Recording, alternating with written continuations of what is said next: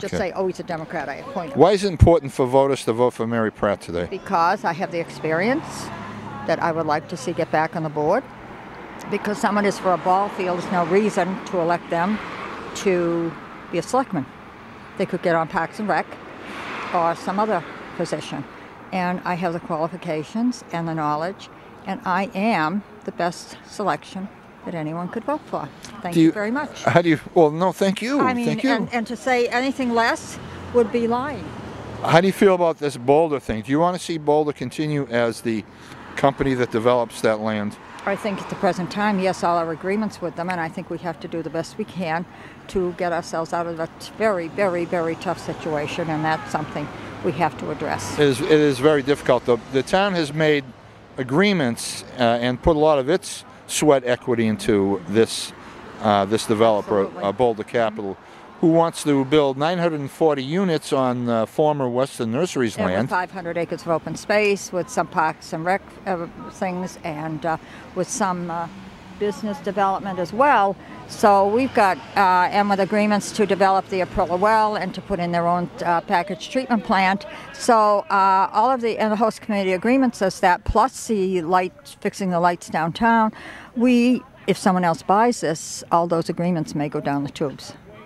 Would they really? Well, it doesn't go with it? No, I don't think so. I don't think so, because it would go say through that the use of electronics has made a big part of today's election?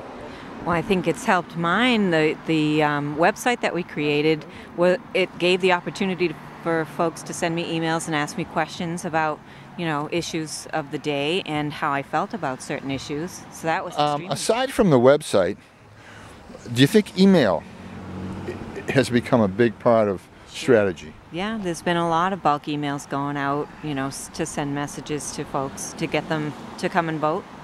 But we still knock on doors and make the phone calls. It's important to get that one-on-one interaction, I think. Have you knocked on a lot of doors? I have. Yeah, how many? Do you know how many? Weeks I've spent. Really? Mm-hmm. Can you name how many? Have you figured it out? Well, I had 2,500 push piece flyers to hand out, and I believe I only have 300 left. That's fantastic. That's a lot of knuckle breaking there. It is. Now, very good. So emails helped out, the website's helped out. It has, and actually my link can be found on HopNews. And the link is on HopNews until 8 tonight. I think it's paid up until 8 p.m. or 8:01. No, I'm just kidding. It's up there for the whole day. Right at the top on HopNews, it's Michelle Gates, running for selectman. Thank you very much. You're welcome. Thank you. Still outside the middle school polling place today, this afternoon, with Eric Sonnet, former Hopkinton selectman. Right now, of course, we have a poll on HopNews about Boulder Capital and asking people if they would like to see Boulder Capital continue to be the developer of the Legacy Farms project, the hundreds of acres that they have purchased from Western Nurseries. However, because of the current credit crunch, they may lose that property. I think the town has, as well as has Boulder Capital, a lot of time and sweat equity invested into this, and a lot of belief in Boulder Capital being able to be the right party to do this. We've seen it twice at the polls. We've seen it at a town meeting. What's your take on this, Eric? Well, Bob, Boulder Capital went through a very, very long vetting process with the town committees, with the Board of Selectmen, and with the voters themselves. And every time Boulder Capital was questioned or vetted, they not only succeeded in convincing the people of their integrity, but they overwhelmed them. Boulder Capital is the only entity at this point that has any kind of agreement with the town. Anything less or any change of ownership would put the town back to ground zero without the situation we were in when we picked Boulder Capital, that being a right of first refusal. So all the good things that will happen there when Boulder Capital works out whatever problems they're having with their financial people, all those things will be in place with Boulder Capital. None would be in place with anyone else. So we would lose the host community agreement, which gives us a new intersection. We would lose the well agreement, which they have dug and tested wells to the satisfaction of the town and the planning department in order to bring water to that part of town?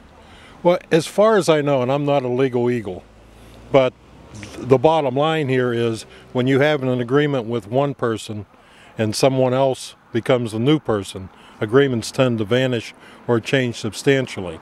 So I'd rather ride the horse I rode in on.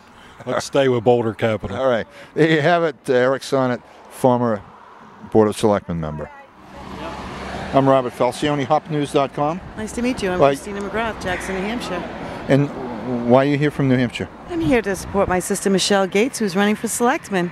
Oh, I see. I came down this morning. Carpetbagger kind of thing happening? Well, you know, you got to be good to your sister. And Well, now, what do you do up there in New Hampshire? I am the manager of yesterday's restaurant. Anybody come up to the mountains, come on up and say hello. What town? Jackson, New Hampshire.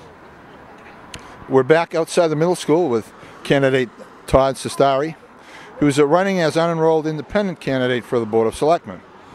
This being your first campaign, you don't have a history to compare to, but in the history of campaigning, I'm sure you know how it's been done. Are you following any of the traditional methods? I think that we've been using quite a few traditional methods, things that have been time tested, but at the same time, we're really trying to keep things as, I guess, economically thin as we can.